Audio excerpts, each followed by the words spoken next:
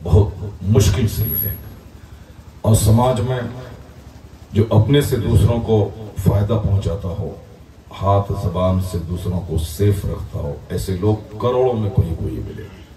तो ऐसे वक्त में जहां 10,000 की आबादी, अब वहां सिर्फ 200 लोग जिक्र खुदा की महफिल में आए, तो इसमें ताज्जुब करने की कोई बात नहीं, क्योंकि आखिर जमाने में खाने पीने सोने वालों की कसरत हो जाएगी, खेल तमाशे लहवो लईब में मुब्तला होने वालों की तादाद होगी।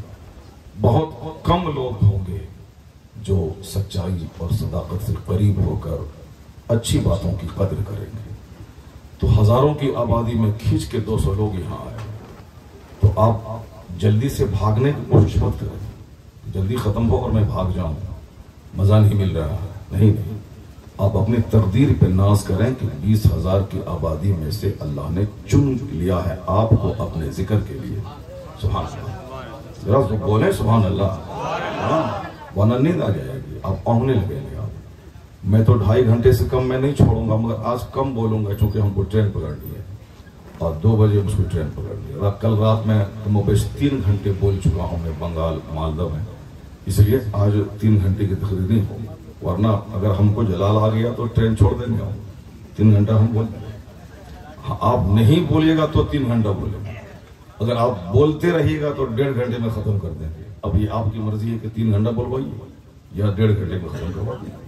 अगर चाहते हैं कि 1 से लेकर 1.5 घंटे में मेरी गुफ्तगू खत्म हो जाए तो सुभान अल्लाह कहते रहिए, बोलिए जोर से सुभान अल्लाह।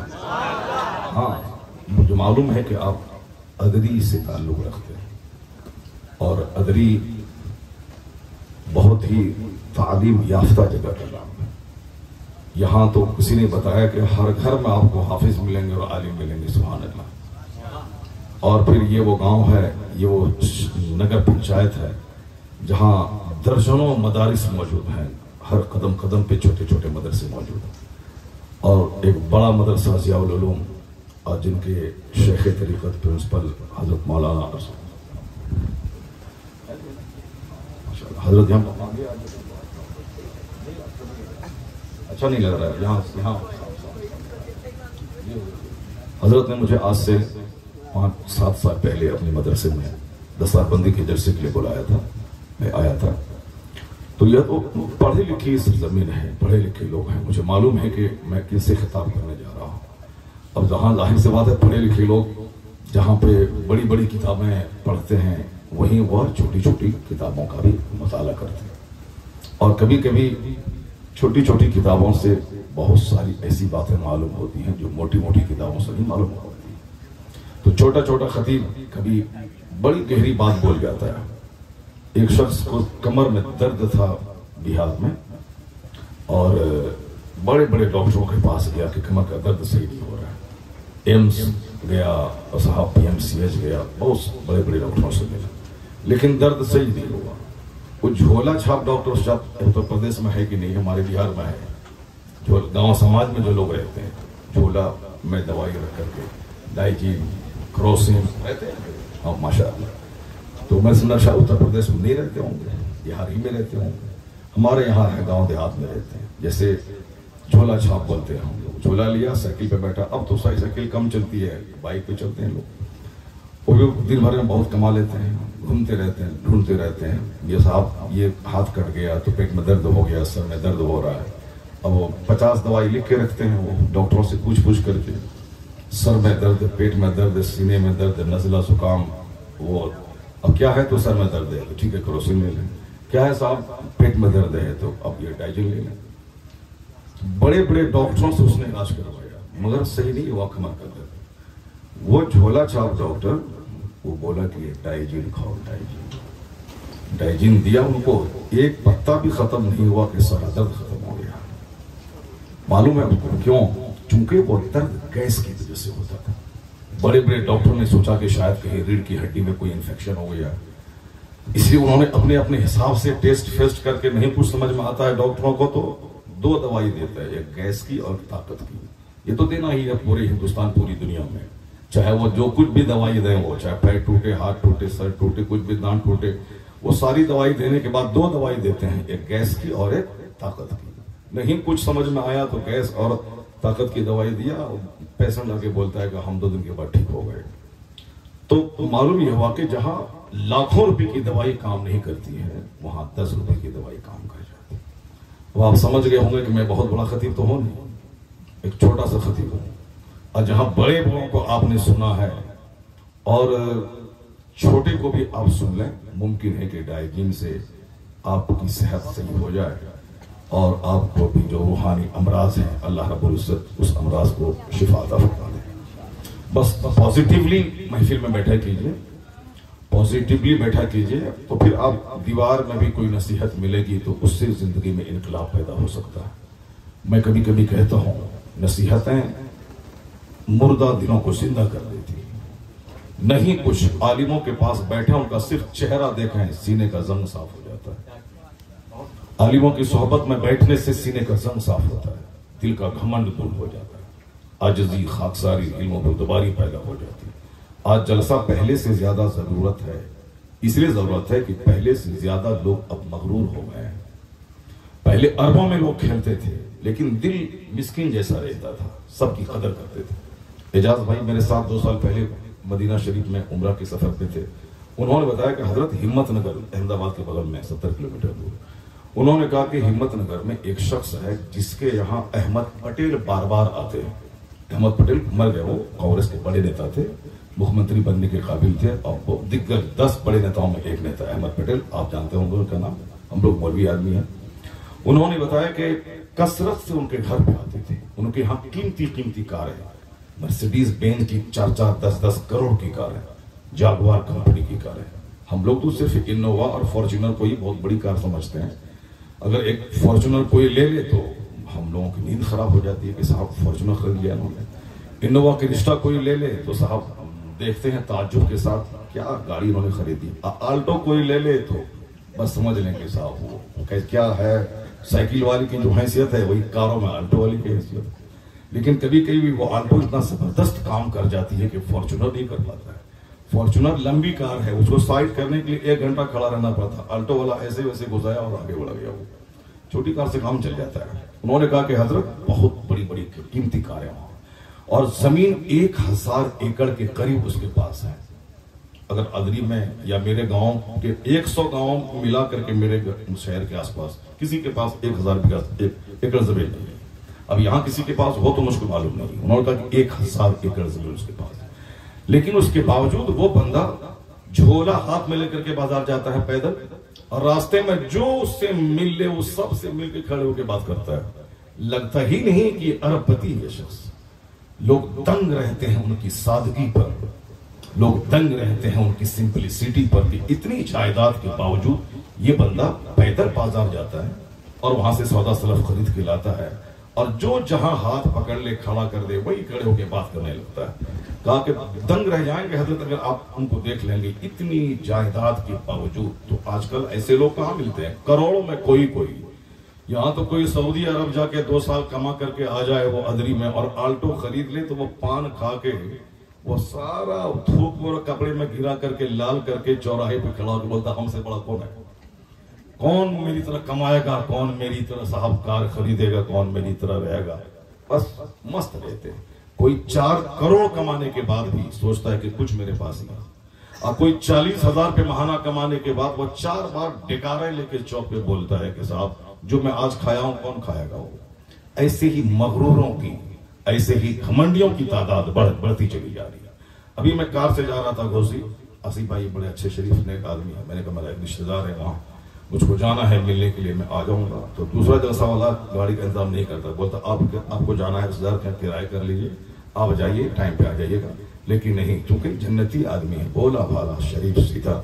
इन्होंने साहिब मजार हुजूर साबिर पाक रज़ी अल्लाह ताला अन्हु के बारे में ऐसी बात सुनाई कि मैं दंग रह गया। इनके वालिद भी बिल्कुल भोला भाला जन्नती। जन्नती की पहचान है कि धोखा खा जाए धोखा नहीं दे। अब आप समझे कि समाज में कितने जन्नती लोग हैं। यहाँ तो 90% लोग धोखा देना जानते हैं, अब धोखा खा जाता है जन्नती, धोखा देता नहीं। जन्नती गाली सुन लेता है, अपनी तरफ से गाली नहीं देता। जन्नती आदमी जेंटिल होता है, जन्नती शरीफ होता है, जन्नती गाली सुन लेता है, गाली में पहल नहीं करता है। जन्नती भोला वाला सीधा सादा होता है। यहां तक कि एक हदीस पाक मैंने पढ़ी कि आका इस्लाम फरमाते हैं कि मैंने जब जन्नत में झांक के देखा तो देखा कि अक्सर जन्नत के लोग मसाकीन और फकरा, यानी मिस्किनों से और फकीरों से जन्नत भरी हुई है। आका फरमाते हैं मैं कुन्तु अला बाबिल जन्नत, मैं जन्नत के दरवाजे पर खड़ा हुआ, फरअयतु अक्सर अहले अल फकरा, मैंने देखा कि अक्सर जन्नत के लोग फकीर हैं। फकीर का मतलब यानी कि भीख मांगने वाला फकीर, फकीर का मतलब वो है जिसका दिल मिस्कीन जैसा हो, बज़ाहिर करोड़ों का माल रहे मगर दिल मिस्कीन जैसा हो, माल बाहर रहे दिल के अंदर नहीं रहे, दिल में वो माल नहीं रहे, गुरूर नहीं रहे। और आजकल आप देखते होंगे कि साहब टेढ़े किस्म के लोगों को, अभी मैं जा रहा था रास्ते में, सामने से एक बाइक वाला आ रहा था, हालांकि कार तेज थी, उसको साइड कर लेनी थी, जगह बहुत सारी थी, लेकिन नहीं, वो बिल्कुल ऐंठ करके वो सामने गाड़ी खड़ी कर दिया। अब इस कार वाले को बिल्कुल हार्ड ब्रेक लेना पड़ा, वो सामने खड़ा कर दिया बाइक, बस सिर्फ घमंड और गुरूर के तुम कार से चल के तेजी से आ रहे हो, मैं क्यों साइड हूं, तुम साइड क्यों न हो जाओ। इसी तरह मगरूरों से पूरा संसार, पूरी दुनिया बढ़ती चली जा रही है। जिसके पास कुछ नहीं है वो पंजाब दिल्ली गया, सऊदी अरब में कमा के आया, अब बोलता हमसे बड़ा कोई नहीं, कौन मौलाना कौन मौलवी हो रहे अपनी जगह पे, हम बड़े हैं, हम क्यों से मशवरा लेने के लिए जाएंगे। जबकि कोई भी जमींदार, कोई भी पत्नीदार वो 1000 नहीं 1,00,000 एकड़ जमीन का मालिक हो जाए, वो जमींदार हो सकता है। बंबई में 50 मार्केटिंग कॉम्प्लेक्स आपके पास हो, आप बिजनेसमैन कहला सकते हैं, आप बिलियनियर हैं, मिलेनियर हैं, आप सब अरबपति हैं, करोड़पति हैं, सब हो सकते हैं, लेकिन नाइबे रसूल आप नहीं हो सकते। नाइबे रसूल वही हो सकता है जिसके सीने में कुरान हदीस का इल्म है, चाहे वो किराए के घर में रहे, चाहे वो फुटपाथ पे रहे, चाहे टूटी चप्पल रहे, चाहे उसके कपड़े में 50 पैबंद लगे रहे, लेकिन अगर आलिम रब्बानी वो है तो 50 खरब एकड़ जमीन वाला जमींदार है, नाइबे पैगंबर नहीं। नाइबे पैगंबर तो वो है जो सीने में कुरान हदीस का इल्म रखता है। तो इसलिए इस हैसियत से आलिम का एहतराम करना चाहिए कि वह नाइबे रसूल है, रसूल पाक का नाइब है। इस नबी मोहतरम का मैं कलमा पढ़ता हूं, उस नबी मोहतरम का वो नाइब है। नाइब का एहतराम कितना हो सकता है अब आप समझ सकते हैं।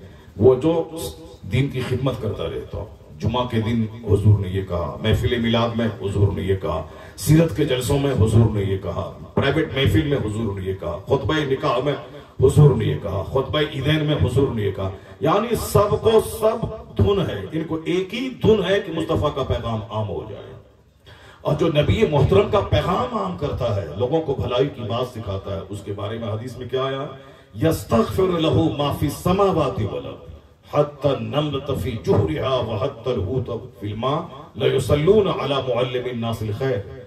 आता है, आया है हदीस में कि जो लोगों को भलाई की बात सिखाता है उसके लिए जमीन आसमान के बीच की सारी चीजें मगफरत की दुआ करती है। अल्लाह, यहां तक के दरख्तों के पत्ते, यहां तक के सुराखों की चूटियां, यहां तक के पानी में मछलियां उनके लिए बख्शिश की दुआ करती है। और ये मनसब किसी दूसरे को हासिल नहीं है। आप हैं डीएम, आप हैं एसपी, आप हैं प्रधानमंत्री, आप हैं प्रेसिडेंट, कुछ भी रहे, मतलब अच्छे नुक्ते नजर से अगर आप सोचेंगे तब ये बात है, वरना अगर गुरूर ले आए तो कुछ नहीं है, कोई प्रधानमंत्री, कोई प्रेसिडेंट, कुछ नहीं, हम सबसे बड़े हैं, तो इस बकवास का कोई जवाब नहीं है। जो सच्चाई समझना चाहता हो उसके लिए ये बहुत बड़ी बात है कि नाइबे रसूल होना इतना बड़ा मनसब है। जिस तरह नबी मोहतरम का जवाब नहीं, उसी तरह उसके नाइब का भी समाज में कोई जवाब नहीं। इस नुक्ते नजर से देखेंगे तो आलिम बहुत बड़ी चीज समझ में आए।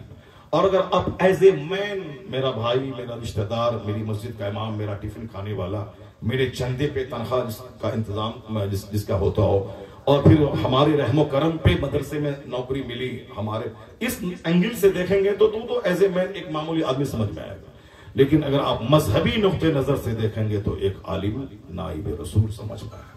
और नाइब रसूल को कभी आप हिकारत की निगाह से नहीं देखेंगे, चूंकि चंद सिक्के ज्यादा हो गए, इसीलिए इसकी क्या हैसियत है, उसकी क्या हैसियत है, और जबकि उसकी कोई हैसियत नहीं। चूंकि मैंने हदीस में पढ़ा है, जो ये कहे कि सब बर्बाद हो गया, ये बर्बाद वो बर्बाद, जैसे बहुत सारे लोग चाय पान की दुकान पे यही सब बोलते रहते हैं, अब पूरा अदरी बर्बाद हो गया, पूरा उत्तर प्रदेश बर्बाद हो गया, पूरा हिंदुस्तान बर्बाद हो गया, सारे लोग बर्बाद हो। सब मौलाना मौलवी की बात मत करो मेरे सामने, वो सारा मौलवी बर्बाद है, सारा पीर बर्बाद है, सारा खतीब बर्बाद है, यानी जो बोलता सब बर्बाद है। हदीस में आया है कि समझ लो कि सबसे बड़ा बर्बाद वही शख्स है, सबसे बड़ा बर्बाद वही शख्स है। एक हदीस पाक में आया है कि वो इतना बड़ा मुजरिम है वो कि अल्लाह उसको माफ नहीं करेगा। जैसे इस तरह की मगरूराना बोली अक्सर लोग बोलते रहते हैं, अल्लाह उसको माफ नहीं करेगा। 900 चूहा खा की बिल्ली हज को चली, यानी बेचारा जमीन वगैरह बेच करके पैसा 25 साल से जमा करके हज को जा रहा है, तो प्रोत्साहन देना चाहिए, प्रमोट करना चाहिए, उसको हौसला अफजाई करनी चाहिए। नहीं, वो 900 चूहा खा की बिल्ली हज को चली, यानी कुछ ना कुछ निकालना है, उसमें त्रुटि निकालनी है, ऐब निकालना है, और अपने दिल में जो हसद और जलन की आग लगी है उसको बुझाने के लिए कुछ तो बोलना पड़ेगा। कुछ हम नहीं गए हैं, वो जा रहा है, क्यों जा रहा है, अब उसके लिए बोलना पड़ेगा कुछ 900 चूहा खा के बिल्ली हज को चली। इस तरह के मगरूराना जुमले बोलने वालों की तादाद बढ़ती जा रही है। मैं कहता हूं हुजूर की एक हदीस में जो आया है, हमारे हजरत लोग पढ़ते हैं, अब मोबाइल कोई मत चलाए, अगर मोबाइल चलाना ही हो, आप अगर तकरीर रिकॉर्ड बाद में सुनना हो तो वहां वो रिकॉर्ड कर रहा है, उसको आप सुन लेंगे। और बहुत सारी सैकड़ों तकरीरें हमारी हैं नेट पर, अगर दिल अगर चाहे तो आप वहां से आप सुन सकते हैं डाउनलोड करके। मगर अभी जब भी तकरीर हो वहां हर आदमी अपने हाथ में मोबाइल लेके तकरीर रिकॉर्ड ना करे, क्योंकि उससे जलसे का तकद्दुस खराब हो जाता है। और आजकल जलसा एक फिल्मी स्टूडियो बन के रह गया। पीर साहब निकाह पढ़ा रहे हैं, चारों तरफ से साहब मोबाइल लेके फोटो खींच रहा है, क्या मतलब है, क्यों खींच रहा है फोटो? पीर साहब निकाह पढ़ा रहे, क्यों चारों तरफ से घेर के मोबाइल में खींच रहा है, क्या मतलब? सारी जिंदगी तुम उसको रिकॉर्ड करके रखेगा, रोजाना दीदार करेगा? नहीं, एक बार भी बाद में नहीं देखेगा, उसको डिलीट करके फेंक देगा उसको। लेकिन एक तमाशा है और एक फैशन है, एक शौक है, एक पैशन लोगों का हो गया है सेल्फी लेना। सेल्फी लेने का क्या मतलब है? तुम्हारा बेटा छोटा है, खा पी रहा है, चल रहा है, अब उसका वीडियो बना लिया, क्या करेगा? सारी जिंदगी देखेगा? बचपन में ऐसा था, कल बीमार पड़ा, चेहरा बिगड़ गया, फिर क्या हो जाएगा? तुम्हारा चेहरा बिगड़ जाएगा। तो क्यों तुम फोटो खींचना चाहता है, क्यों वीडियो बनाना चाहता है, क्यों वक्त बर्बाद करना चाहता है? सेल्फी लेना ये कौन सा शौक है? कितने बच्चे मर गए, छत से नीचे गिर गए, समंदर के किनारे, समंदर के थपेड़ों में मर गए, एक्सीडेंट कर गए, उसके बावजूद भी सेल्फी छोड़ा नहीं। अपना बेटा, अपना शौहर, अपनी ही तस्वीर दिन भर में 50 बार लेते हैं आदमी, ऐसे करके। एक हदीस सुनाऊं मैं तुमको, हुजूर ने क्या फरमाया? तुम जाओ अकुलो अक्सरे सालिक का सवाल। एक वक्त ऐसा आएगा कि अक्सर लोगों की अक्लें छीन ली जाएंगी, लोग दीवाना पागल हो जाएंगे, पागल की तरह करेंगे। इसको आप क्या कहेंगे? पागलपन नहीं तो और क्या है? अपनी ही तस्वीर दिन में 50 बार लेना, सो के लेना, बैठ के लेना, चाय पीते हुए लेना। दुनिया पागलों से भरती जा रही। मैं नहीं बोलता, तुम्हारा नबी बोलता, पैगंबर आज़म कहती, वो हदीस जब मैं पढ़ी तो मैं दंग रह गया। एक जमाना ऐसा आएगा कि तुम सो अकुलो अक्सरे सालिक का सवाल। उस जमाने के अक्सर लोगों की अक्लें छीन ली जाएंगी, लोग दीवाने की तरह, पागल की तरह करने लगेंगे। वो नहीं समझेगा कि हम पागल हैं, हम दीवाना हैं, मगर वो होगा दीवाना पागल। क्योंकि आजकल पागल भी इतना होशियार हो गया है कि आपको मैं क्या बताऊं। हमारे इलाके में एक पागल था, उसके घर वाला उसको रांची पागल खाने में ले जाना चाह रहा था। टाइम बना लिया घर वालों ने बैठ करके, फला दिन ले जाना है रांची पागल खाने में। रांची और आगरा ये तो पागल खाना है पूरे इंडिया में, रांची लेके जाना है। वो पागल सुन लिया कि ये हमको फला दिन घर वाला लेके जाएगा रांची पागल खाने में। वो उससे 4-5 दिन पहले ही रांची चला गया हो, और जा करके वहां ऑफिस में कहा कि मेरा एक भाई है जो पागल है, उसको मैं फला दिन लाऊंगा, उसको अपने पागल खाने में एडमिट कर लीजिएगा, और जब अच्छा होगा फिर मैं आके लेके जाऊंगा। और उसकी पहचान है कि वो मुझे को पागल कहेगा, वो मुझको पागल बोलेगा वो।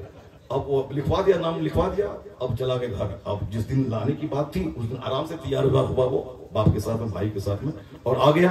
और सबसे पहले ऑफिस कूद के कहा, सर मैंने एडमिट लिखवाया था आपसे, ये मेरा भाई है, ये पागल है, बहुत दिमाग खाता है, पूरे घर वालों के दिमाग खराब किया हुआ, हम लोगों को परेशान किया हुआ है, इसको ले लें। वो बोल रहा नहीं सर यही पागल है, इसी को मैं लाया हूं, यही पागल है। बोला, मैंने कहा तरफ से कि हम ही को पागल बोलेगा। जो अच्छा भाई था उसी को एडमिट करवा दिया, पागल पीछे लगा। यानी कोई अपने आप को आजकल पागल समझने को तैयार नहीं है, पागल भी आजकल होशियार हो गया है। हुजूर ने क्या फरमाया, कितनी सच्ची बात कह दी मुस्तफा ने, आखिर जमाने में अक्सर लोगों की अक्लें छीन ली जाएंगी। उसकी पहचान मैं बताऊं, अभी आपके समाज में अभी तो अच्छा माहौल है अल्हम्दुलिल्लाह, यहाँ मैं नहीं देख रहा हूँ सामने इस तरह के बच्चे हैं, वरना अक्सर जलसे में बच्चे रहते हैं, वो बच्चे। अभी मैं 4 दिन पहले हम लोग थे 10 तारीख को थे हम लोग रुदौली में, जिया हिस्तानी भी थे हम लोग। जितने बच्चे सामने बैठे थे सब नंगे सर, और नंगे सर और जोकरों की तरफ बाल, जो आजकल जोकर कट चला हुआ है, चारों तरफ से मूंड के और बीच में ऊपर से मुर्ग की तरह उठा करके, इस तरह के बच्चे आजकल हर जगह, क्या अरब क्या अजम क्या ट्रेंड चला हुआ है, उसी तरह का बाल रखे बच्चे सामने बैठे हुए थे। बहुत गुस्सा आया। 2 घंटे की तकरीर मैंने बदअमली और मुस्लिम समाज में जो बेराहरवी है, अब वो बोलता था कि हुसैन आजम की कहानी सुनाए। मैंने कहा क्या कहानी सुनाऊं? अफसाना, नॉवेल, मरसिया, झड़नी, यही सुनाऊं? हुसैन आजम की कुर्बानी का अगर निचोड़ एक जुमले में अगर तुम सुनना चाहेगा, यही है कि मेरे उस बहादुर इमाम ने दीन बचाने के लिए सब कुछ लुटा दिया। बस यही है करबला की कहानी। बाकी हाय सगरा, हाय सकीना, रोना पीटना, ये हमारे बेवकूफ लोगों ने मुस्लिम समाज का मजाज खराब करने के लिए, उन्होंने खिताबत को रंगीन बनाने के लिए इस तरह के जुमले इस्तेमाल किए। साहब ऐसा बोलूं कि सब रोने लगे, खुद रो सबको रो रहा हूं। करबला की कहानी रोने की कहानी, करबला की कहानी साहब मरसिया खाने की कहानी नहीं। इमाम हुसैन ने किसी कदम पे रोया नहीं। इमाम हुसैन अपने बच्चों की लाशों के अंबार पे भी हक की खातिर जोश और जज्बे में रहे। न पांव में लफ्जिश पैदा हुई, न दिल बहका, न आंख में आंसू के कतरे आए। वो तो साबिरीन के सरदार थे। दुनिया की सारी मुसीबतें करबला में जमा थी। भूख थी, प्यास थी, चटियल मैदान था, परदेश में थे आप, और आपकी शहादत के बाद घोड़े की टापों से लाशों के रोंदने का सदमा था, मस्तूरात के कैदी बनाए जाने का ख्याल था, बच्चों के साथ बदसलूकी का ख्याल था, और उन खानदाने नबूवत के चश्मो चराग को कैदी बना के शहर बशहर फिराने का मलाल था।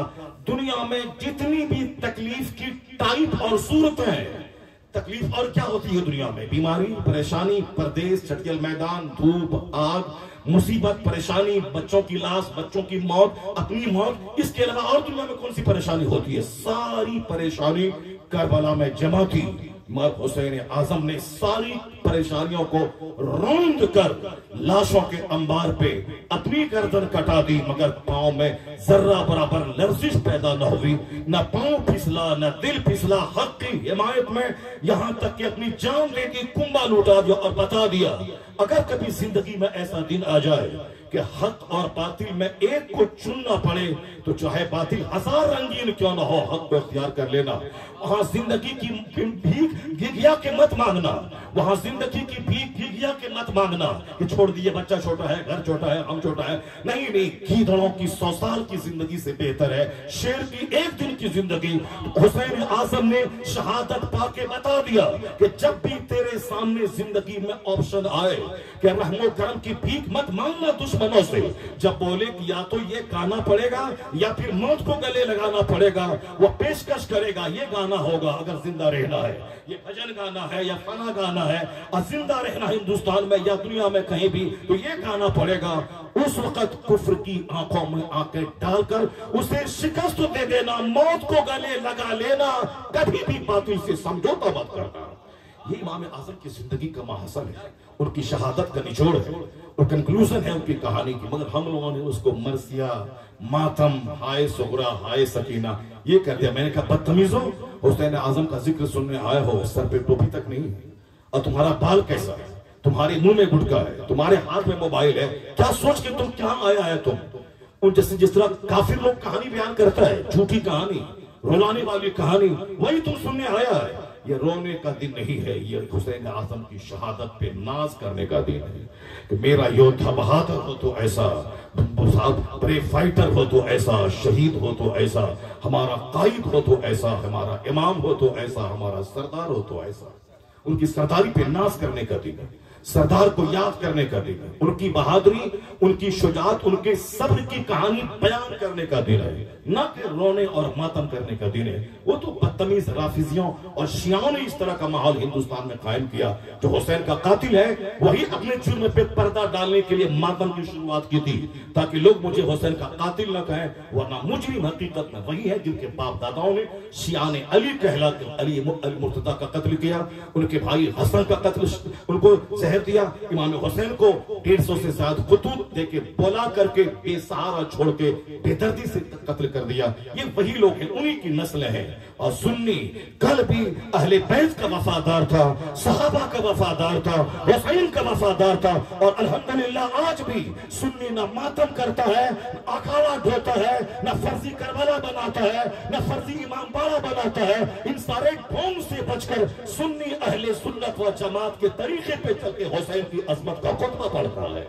आज बंबई में हजारों मजलिस है, गुजरात और राजस्थान में हजारों मजलिस है, हिंदुस्तान भर के सारे खुतबा 12 दिन तक वहां इस्लाम, खुलफाए राशिदीन, शुहदाए किराम, अहले बैत, सहाबा की अजमत पे खिताब करते हैं। जहां कल नंगा नाच होता था, जहां कल पंजा के जरिए कमाने का धंधा शुरू था, जहां साहब औरतों की भीड़ लगाई जाती थी, मगर आज जलसों ने, शुहदाए किराम की अजमत के जलसों ने गुजरात, राजस्थान और बंबई से खुराफात का खात्मा कर दिया है। और इस सदी में एहसान इन बिदअतों के मिटाने में इमाम अहमद रजा खां फाज़िले बरेलवी का है। उनके मानने वाले उलमा ने अपनी जगह छोड़कर, गालियां सुनकर इन बिदअत के खिलाफ खिताब किया। और आज अल्हम्दुलिल्लाह 70% बिदअतों का खात्मा हो गया है और हुसैन आजम की दीवानगी में इजाफा हो गया है। और इसी तरह हमारे खुतबा बोलते रहे और लोग सुनते रहे। अल्हम्दुलिल्लाह आने वाले चंद सालों के दरमियान मुमकिन है कि 100% नहीं तो कम से कम 95% इन तमाम बिदअतों का खात्मा हो जाएगा जो इन बिदअतों को राफिजियों ने नाफिज किया है, शियाओं ने नाफिज किया है। इन्होंने सहाबे कराम की गुस्ताखी करने के लिए अहले बैत की मोहब्बत का ढोंग रचाया है। वरना जो मुसलमान होगा, मुसलमान होने के नाते जिस तरह अहले बैत से मोहब्बत होगी उसी तरह सहाबे कराम से भी मोहब्बत होगी। क्योंकि जहां सहाबे कराम का इंपॉर्टेंट रोल रहा है दिन की खिदमतों में, वही अहले बैत का भी रोल रहा है। तो दोनों हमारे लिए दो आंखें हैं, एक आंख बंद करके दूसरे से सच्ची मोहब्बत का हक अदा नहीं हो सकता है। ये सारी बातें आला हजरत के मसलक में मजबूती के साथ कही गई हैं। आज जो शुहदाए करबला के नाम की मजलिसें हिंदुस्तान भर में हजारों की तादाद में हुई, ये एहसान मसलक के आला हजरत का है। खुराफात की जड़ों को काट कर अहले सुन्नत और जमात के लोगों ने सुन्नतों को फरोग देने का काम किया। अल्लाह तबारक व तआला हम सबों को हुसैन आजम की जिंदगी से नूर हासिल करने की तौफीक अता फरमाए। जरा ठहर करके हुसैन आजम की जिंदगी के चैप्टर को मैं खोलूंगा और उनकी जिंदगी से ज्यादा बातें करूंगा तो आप याद नहीं रख पाएंगे। बस सिर्फ 2-3 बातें हुसैन आजम की जिंदगी से जो हमें नूर मिल रहा है, रोशनी मिल रही है, जो हमें अब प्रैक्टिकल लाइफ में जो हमें उतारना है, जो हुसैन आजम ने हमको पैगाम दिया है। चूंकि हुसैन वो मजहब इस्लाम के बड़े जबरदस्त मुबल्लिग, दाई और फिर सरकारे दो जहां को देख देख कर जो उनकी रगों में इस्लाम कूट कूट के भरा था, उसी को जो उन्होंने प्रैक्टिकल में पेश किया और क़यामत तक के मुसलमानों को उसी ट्रैक पर चलने का जो पैगाम दिया है, उससे बेहतर कोई इस्लाम न समझ सकता है और न दूसरों को समझा सकता है। उनकी जिंदगी के 2-3 चैप्टर में खोलूंगा, बीच से आप उठ के आप नहीं जाइएगा। उससे पहले तमहीदी तौर पर जो बातें हो रही थी, जो बातें मैं कर रहा हूं, मैंने 1 मिनट भी आपका बर्बाद नहीं किया। मैंने सब काम की बातें मैंने आप तक पहुंचाई। पहले उस तमहीद को मैं मुकम्मल कर दूं।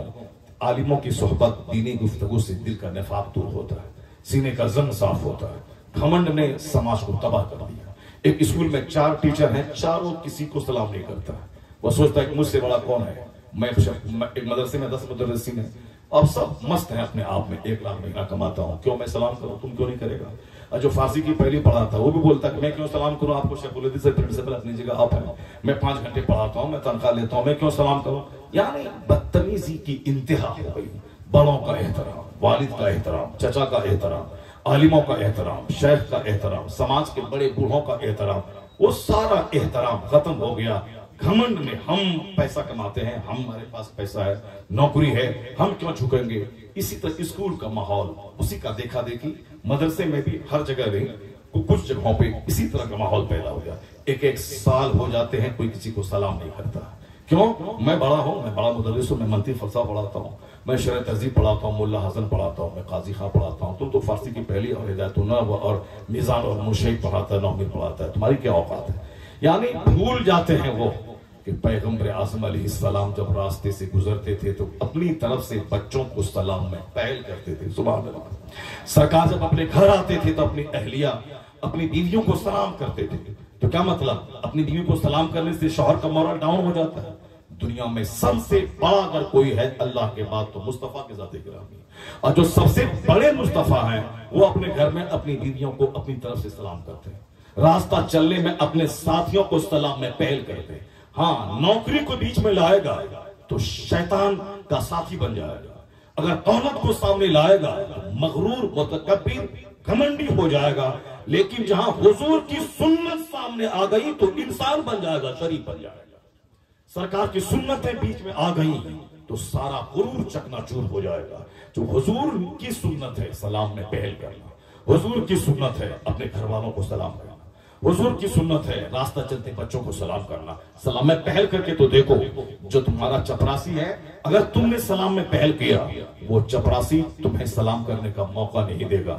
जब वह जान जाएगा कि ये हमारे स्कूल के साहब चांसलर हैं, हमारे स्कूल के हेड ऑफ द डिपार्टमेंट हैं, इसने मुझको सलाम किया है, वो आने वाले दिन में सबसे पहले मौका ढूंढ के वो सलाम करेगा। लेकिन अगर आप ऐंठे रहे तो वो भी ऐंठा रहेगा। डर के मारे की नौकरी कहीं खा सकता है ये, तो डर के मारे सलाम कर देगा, सवाब की नियत से सलाम नहीं करेगा। इसी तरह के हालात पैदा हो गए। और हुजूर ने क्या फरमाया है जरा गौर से सुनिए, ला यदखुलुल जन्नह मन काना फी क़ल्बिही मिस्क़ालु ज़र्रतिन मिन किब्र। मुबस्सिता की हदीस है, सरकार फरमाते हैं कि वो शख्स जन्नत में नहीं दाखिल होगा जिसके सीने में राई के बराबर घमंड होगा। राई, इसको आप राई कहते हैं, किस तरह बारीक दाना होता है, उस घमंड रहेगा, जन्नत में नहीं जाएगा। हुजूर की बात अपनी जगह, जीना है अपने हिसाब से, अपने हिसाब से जीना है, अपने से कमजोरों को डराना है और अपने से बड़े बलवानों के सामने भीगी बिल्ली बन के रहना। ये है साहब हेड, लेकिन ये डायरेक्टर के सामने जिंदगिया के हाथ जोड़ के खड़े होते हैं, और वो डायरेक्टर अपने से बड़े के सामने उसका पांव तलवा चाट लेते हैं। दूसरों के सामने है एमएलए, लेकिन वो एमएलए अपने मंत्री के सामने पैर छूता है। साहब है पूरे बिहार में डिप्टी सीएम है आप, लेकिन साहब सीएम के सामने उनका पैर छू रहे हैं। यानी अपने से बड़ों के सामने झुक जाना, पैर चूमना, और छोटों के सामने मगरूर बन के रहना। नहीं, आदमियत वही है कि सबसे सबों का एहतराम, सबों को सब सम्मान दिया जाए। हुजूर ने क्या फरमाया, जन्नत में दाखिल नहीं होगा जिसके सीने में राई के बराबर घमंड होगा। एक सहाबी ने पूछा, या रसूलल्लाह, इन्ना रजुला युहिब्बु अन यकूना सौबहु हसनन व नअलहु हसना। एक आदमी की ख्वाहिश है कि मेरा कपड़ा अच्छा हो, मेरा जूता अच्छा हो, क्या ये घमंड में दाखिल है? हुजूर ने फरमाया, नहीं, ला। अच्छा कपड़ा पहना ये घमंड नहीं, अच्छा जूता पहना ये घमंड नहीं। क्या घमंड है? अल किब्र बतरुल हक व खमतुन नास। यानी घमंड है हक बात नहीं मानना, और घमंड है दूसरों को हकीर समझना, ये घमंड है। यानी अब हजार समझाए कि ऐसा मत करो, मगर वो ऐंठ के करेगा। कौन है बोलने वाला? मैं करूंगा। तुम कौन है समझाने वाला? मैं जैसे जीऊंगा आप कौन है समझाने वाले? आप उनसे बोले कि नमाज पढ़ो, बोलेगा नहीं पढ़ूंगा, जिद में आ जाएगा। आप बोले उनको कि मोबाइल मत चलाओ जलसे में, वो हमको चला के मोबाइल चलाएगा। आप कौन है बोलने वाले? आप बोलते रहिए हम करेंगे। सुनो, मैं कुछ नहीं बोलूंगा, मगर तुम्हारा कुरान बोलता है, हमारा कुरान बोलता है। क्या बोलता है? काफिरों की सिफत है कि वइज़ा क़ील लहु इत्तक़िल्लाह अख़ज़तहुल इज़्ज़तु बिल इस्म फ़हस्बहु जहन्नम। काफिरों की क्वालिटी बयान की गई है कि जब उन्हें से कहा जाए कि अल्लाह से डरो तो उसे गुनाह करने की जिद चढ़ जाती है।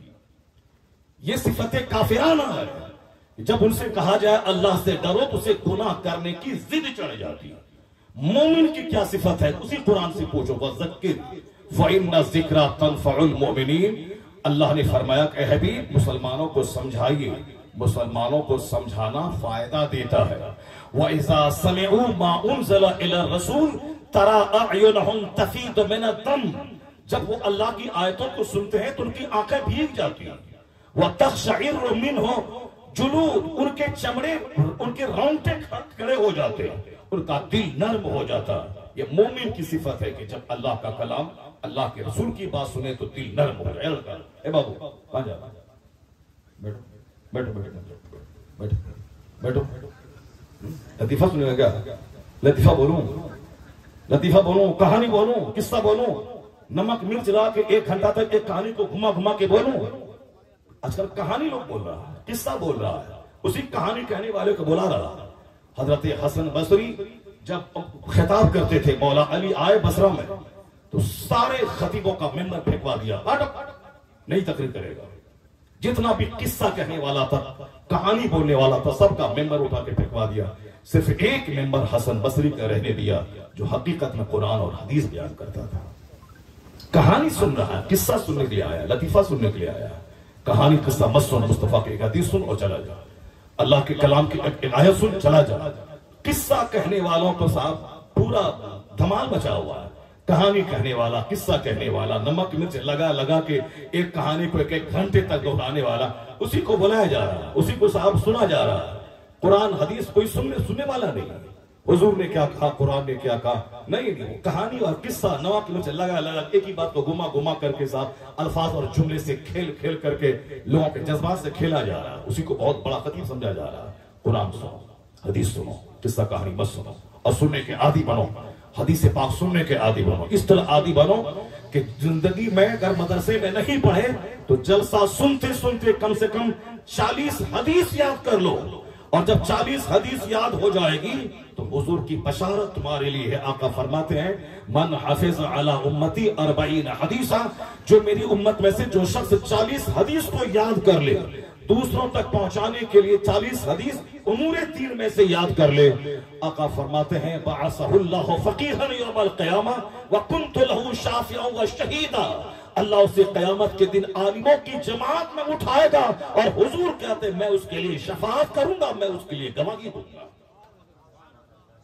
यहां 80 साल हो गए तकरीर सुनते सुनते, एक हदीस हुजूर की जबान में हमको याद नहीं है। उर्दू वाला मफहूम तो याद है, अरबी जबान, जन्नत की जबान, मुस्तफा की जबान, हदीस की जबान, कुरान की जबान, कब्र की जबान, जन्नत की जबान, कम से कम वो मुकद्दस जबान में तो 2, 4, 10, 20, 40 हदीस याद कर ले। जब रूसों के कौल याद हो सकते हैं, जब साहब एरिस्टोटल के कौल याद हो सकते हैं, इब्राहिम लिंकन की democracy is the government of the people, for the people, by the people, ये याद हो सकता है। गांधी जी का मकूला याद हो सकता है, एपीजे अब्दुल कलाम का वो कौल याद हो सकता है, चार्ली चैपलिन जो ब्रिटिश फिल्म स्टार है उसका कौल याद हो सकता है, I like to walk in the rain, nobody can see my tears. जब तुम उनके कौल को याद कर सकते हो तो फिर सरकार की हदीस क्यों नहीं याद कर सकते? मगर चूंकि तवज्जो नहीं गई है उधर, दिल नहीं गया है, ध्यान नहीं गया है, इसलिए जिंदगी खत्म हो गई। एक हदीस मुस्तफा की जबान में याद नहीं हो सकी। जब जलसे में बैठो तो कुरान सुनो, कुरान से बेहतर कोई कलाम नहीं। नबी की हदीस सुन, अल्लाह के बाद मुस्तफा से ज्यादा कीमती बात किसी की नहीं। जिस तरह खुदा लाजवाब, मुस्तफा लाजवाब, मुस्तफा की सारी बातें लाजवाब।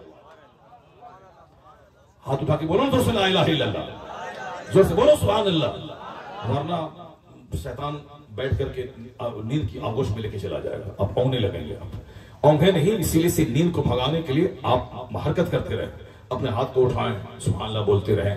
अभी तो बहुत लंबी तकरीर सुननी है, बहुत सारी बातों को सुननी है, तो आप बिल्कुल आप सुनते रहें, और फिर अल्लाह तबारक व तआला आपको इससे एक नूर अता करे कि जब यहाँ से उठ के जाएं रहे आपके पास 5 करोड़ की कार, लेकिन आपका दिल मिस्कीन जैसा हो जाए। तो किसी दूसरे को हकीर नहीं समझना। हुजूर ने क्या फरमाया? नहीं, अच्छा कपड़ा पहना घमंड नहीं, अच्छा जूता पहना घमंड नहीं है। कहा कि अल्लाह जमील है, इन अल्लाह जमीलुन युहिब्बुल जमाल, अल्लाह जमील है, खूबसूरती को पसंद फरमाता है। सुभान अल्लाह। यानी सफाई सुथराई, अच्छा कपड़ा पहनना, अच्छा जूता पहनना, अल्लाह जमील है, जमाल को पसंद करता है। घमंड है कि जहां रेड एंड चीफ की चप्पल पहने और दूसरे एक्शन वाले जूता पहनने वाले क्या ये पहनेगा मेरे सामने, इसकी क्या औकात है। जहां सियाराम और टीजाम और साहब कीलर कंपनी की जहां शर्ट पहने, और वो साहब जनरल कपड़ा सूरत और बंबई का कपड़ा पहनने वाले को ये क्या पहनेगा, ये है घमंड। कार पे चला, पैदल चले, इसकी क्या औकात है जो मुझसे आंख मिलाएगा, ये है घमंड। और घमंडी जन्नत में नहीं जाएगा। हाँ, 50 करोड़ की कार पे बैठने के बाद पैदल चलने वालों को भी वही सम्मान आपने दिया कि बहैसियत आदमी मुझ में उसमें क्या फर्क है। और फिर जब वो भी आदमी है, मैं भी आदमी हूं, फिर घमंड किस काम का?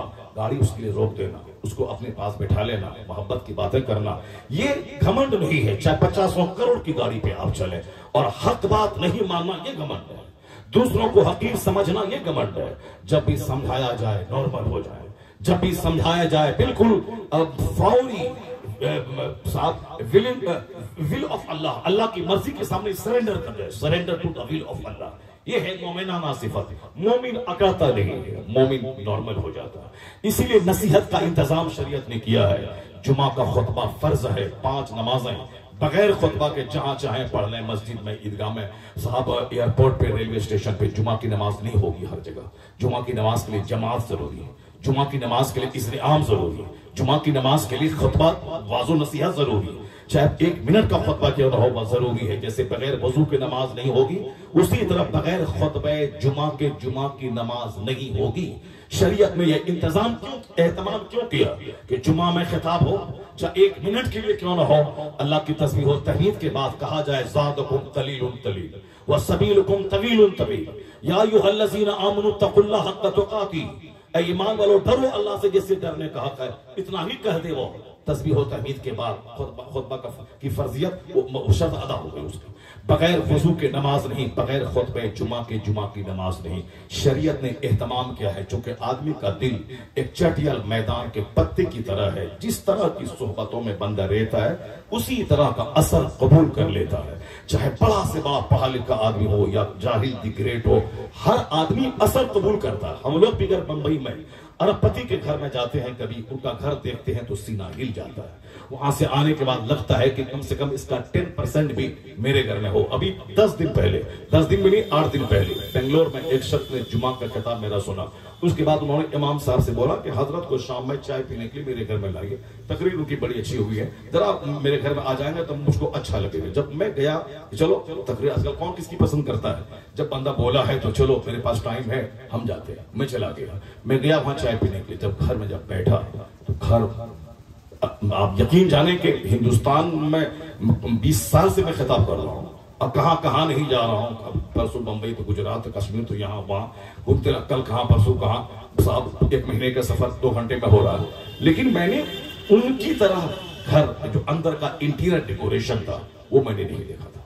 सारा सामान दुबई, सऊदी अरबिया, क्योंकि उसका बिजनेस बाहर से है भाई, इस कदर घर में उन्होंने पैसे लगाया था, करोड़ों रुपए सिर्फ इंटीरियर पे, साहब दरवाजे पे और कालीन पे, सोफा पे और साहब बरकी कुमकुमे पे। मैं दंग रह गया, निगाहें मेरी झुक जाती थी, क्या खर्च किया है। उसके बाद जब लौटा तो मुझको भी कहीं अंदर से लगा कि नहीं, इस टाइप का कम से कम इसी से मेल खाता हुआ कुछ हो मेरे घर में। उसके घर में 10-10 लाख का झूमर है तो कम से कम 5,000 का ही सही मेरे घर में भी झूमर हो। उसके घर में 2 लाख रुपए का फ्रिज है, मेरे घर में कम से कम 15,000 20,000 रुपए का एक फ्रिज हो। अभी तो साहब मामूली 10,000 रुपए की फ्रिज है, मगर नहीं, अब इसको बेच दूंगा, फेंक दूंगा, दूसरे को दे दूंगा। 25,000 वाला 50,000 वाला लंबा फ्रिज लाऊंगा। वो बोला कि 200 250 200 केजी इसमें गोश्त फेंक दे, अब वो सब समा जाएगा। इतना बड़ा बड़ा साहब उसके पास ये सब सामान है। मालदारों के पास बैठने से हुजूर ने मना किया था, ये आयशा मालदारों के पास मत बैठना, उससे क्या दिल सख्त हो जाता है। चाहे 1000 पढ़े लिखे रहे, जिस तरह का सराउंडिंग का माहौल है, नेताओं के पास बैठ जाइए। अभी 3 दिन परसों में बंबई में था, एक मौलवी था जो नेता था, वो नेता वाला मौलवी, यानी 2 घंटे में उनके साथ रहा, उनकी मर्सिडीज कार पे, वो नेता है और अब कोई मौलवी शायद हिंदुस्तान मर्सिडीज कार में हो, लेकिन जब तक मैं उनके साथ में रहा, फाउंटेन बहुत बड़ा होटल है, आप चाय पीने के लिए 3 बजे सुबह में गए, वहां पे 3 बजे भोर में वहां गए। अब साहब जब तक वो मेरे साथ रहा यही बोला, वो जो मालेगांव का सीपी है वो मेरा दोस्त है, और वो जो महाराष्ट्र का वो जो सीएम है, मंत्री है, वो मेरा दोस्त है। आप किस फ्लाइट से, इंडिगो से, आप बोले वहां इंडिगो वाला आपके लिए तैयार रहेगा, बोर्डिंग पास निकाल तैयार, हमारा दोस्त है। यानी ये नहीं बोला कि ये मिनिस्टर हमारा दोस्त नहीं है, वो डीएम हमारा दोस्त नहीं है, ये एसपी हमारा दोस्त नहीं, यही बोलता रहा कि वो एसपी मेरा फ्रेंड है, वो डीएम मेरा दोस्त है, वो साहब एटीएस का अधिकारी वो मेरा दोस्त है, यही करता रहा। एक नेता हमारे बिहार में मौलवी टाइप का, अब वो उस नेता के पास आप बैठ जाए 10 मिनट सिर्फ यही बोलेगा कि बस अभी तकरीर खत्म करके हमको हाउस में जाना है। रात में कौन हाउस में जाएगा? रात में कौन हाउस है, कौन हाउस चलता है? असेंबली और पार्लियामेंट वो तो सीजन पे चलता है। जैसे मानसून का सत्र है, ग्रीष्म सत्र है, जाड़े के मौसम का सत्र है, हर मौसम के एतबार से सत्र चलता है, सेशन चलता है वहां।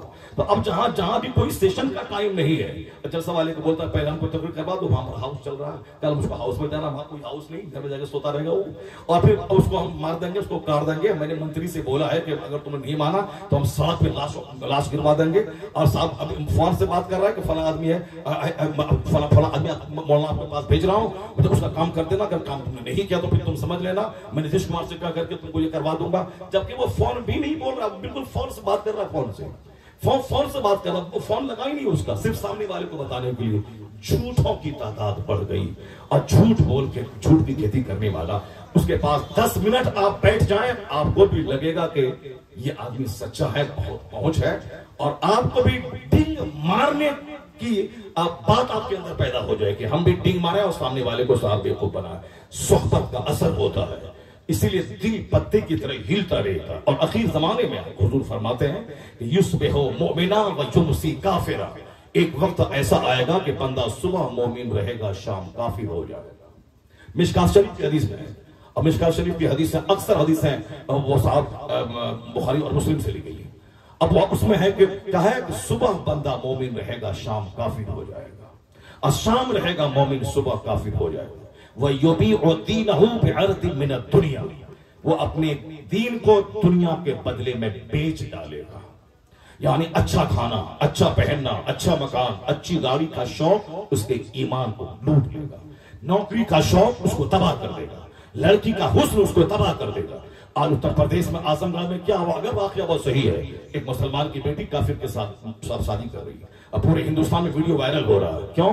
100% उस माँ बाप का कसूर है, जिस माँ बाप ने अपनी बेटी को इंजीनियर, डॉक्टर, प्रोफेसर, साइंटिस्ट बनाने के लिए सारी एनर्जी झोंक दी, मगर एक दिन भी इस्लाम की बात नहीं किया, एक दिन भी आखिरत की बात नहीं की, एक दिन भी औलाद को नहीं बताया कि चाहे दुनिया में डीएम बन जाओ या प्रेसिडेंट या सोने के मकान में रहो, 100 साल के अंदर ही दुनिया छोड़ के चला जाना है। चाहे सोने का घर रहे कि 50 एकड़ जमीन रहे कि पूरे हिंदुस्तान का प्रधानमंत्री रहो, छोड़ के दुनिया से जाना होगा। 100 साल के भीतर 100 साल से ज्यादा उम्र नहीं जाएगी। अगर उम्र चली भी गई तो वो जिंदगी के लिए बोझ है। वह उम्र 70 साल 80 साल में अक्सर लोग चले जाते हैं, जाना है, चाहे वह मजदूरी करे, चाहे वह हिंदुस्तान का पीएम प्राइम मिनिस्टर बन जाए, जाना है।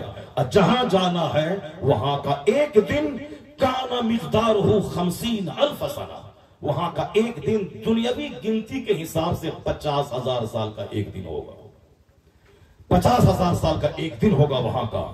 आखिरत का एक दिन दुनियावी गिनती के हिसाब से। यही 100 साल 70-80 साल के लिए तुमने 30 साल पढ़ाई करी, 18 घंटे पढ़ा, कंपटीशन फेस किया, डीएम बने, अगले 30 साल नौकरी की, 62 साल उम्र हो गई, रिटायर करके घर में मौत का इंतजार है। किसके लिए किया था? 18 घंटे पढ़ करके, 16 घंटे पढ़ करके मेहनत की 2 रोटी कमाने के लिए। एक मजदूर भी 8 घंटे ईंट ढो के 2 रोटी कमाया, मर गया। और तुम भी डीएम बने, 2 रोटी कमाए, कार पे चले, मकान बनाया, मर गए। तुम्हारा भी अंजाम मिट्टी है, उसका भी अंजाम मिट्टी है। What is the difference? क्या फर्क है तुम्हें उसको दोनों को? अगर तेरा काम शैतान जैसा, तेरे पास नमाज नहीं, रोजा नहीं, हज नहीं, ज़कात नहीं, सिर्फ दिखावा है, नुमाइश है, रिया है, तसन्नु है, बनावट है, तो तुझ में और एक गरीब रिक्शा चालक में क्या फर्क है? और अगर रिक्शा चालक के पास ईमान है तो फिर वहां तो उसके लिए जन्नतुल फिरदौस, जन्नत के बागात है। और तुमने अगर डीएम बन के दीन नहीं संभाला, दीन बेच दिया, तो यहां तो 40, 50, 100 साल तुमने आराम किया। इसके बाद की जो दुनिया है, वहां अगर तुमने हालत कुफ्र में दुनिया से तू गया, इस्लाम को वैल्यू नहीं दिया, तो हमेशा वाला अजाब, हमेशगी वाली आग, आग की जंजीर, आग की दीवारें, आग की छतें। इसलिए कुरान करीम में हर सूरत में आखिरत की बात की गई। सरकार दो जहां की हर तकरीर आखिरत की बातों से लबरेज है। सरकार से बड़ा कोई खतीब नहीं। इतना बड़ा खतीब की फजर की नमाज से लेकर मगरिब तक इतना लंबा खिताब हुजूर ने किया। फजर के बाद मेंबर पे चढ़े, खिताब किया, जोहर का वक्त आ गया, नमाज पढ़ाई, फिर मेंबर पे चढ़े, फिर खिताब किया, असर का वक्त आ गया, फिर असर की नमाज पढ़ाई, मेंबर पे चढ़े, खिताब किया, फखतबना हत्ता गरबती शम्स, यहां तक कि सूरज डूब गया, फजर से लेके मगरिब तक लंबा खिताब। साहबी रसूल कहते हैं फ़अअलमुना अहफ़ज़ुना, हम में का सबसे बड़ा आलिम वो है जो हुजूर की तकरीर को सबसे ज्यादा याद रखने वाला है। हुजूर ने जो कुछ हो गया और जो होने वाला है सारी बातें मुस्तफा ने उस तकरीर में बता दी। इतना लंबा खिताब हुजूर ने फरमाया, सरकार दो जहां ने खिताब फरमाया, इतना लंबा खिताब। खिताब लंबा भी होता है, खिताब छोटा भी होता है, और उस खिताब में यहां तक कि जन्नती जन्नत में दाखिल हो गया, जहन्नमी जहन्नम में चला गया, और फिर वहां तक की सारी बातें मुस्तफा ने बता दी। हुजूर की पहली तकरीर जो कोहे सफा पे हुजूर ने की थी, उस तकरीर में यही था कि ऐ लोगों, जिस तरह मैं पहाड़ पे खड़ा हूं, आगे देखता हूं, पीछे भी देख रहा हूं, अगर मैं तुमसे कहूं कि एक फौज तुम पर हमला आवर होने वाली है, क्या तुम यकीन करोगे? सबों ने कहा मा जर्रबना अलैका इल्ला सिद्का, हमने सिवाय सच के कोई तजर्बा ही नहीं किया, यानी जिंदगी में हमेशा हमने आपसे सच सुना, अगर आप बोलेंगे तो हम यकीन कर लेंगे। हुजूर ने कहा यकीन कर लोगे? सुनो मैं तुमसे कहता हूं, जैसी ये दुनिया है, इसके बाद की एक बड़ी दुनिया है आखिरत, जहां जन्नत है, जहां जहन्नम है। यह दुनिया उसके सामने पानी का एक कतरा है, और वहां एक अपार समंदर की तरह आखिरत है। वहां की जन्नत, वहां की बहार, वहां की भलाई उसके लिए है जो दुनिया में ईमान लाएगा, मुझको नबी मानेगा, और फिर अल्लाह रब्बुल इज्जत की बात मानेगा, नेक बन के रहेगा, उसके लिए सदा की जन्नत है।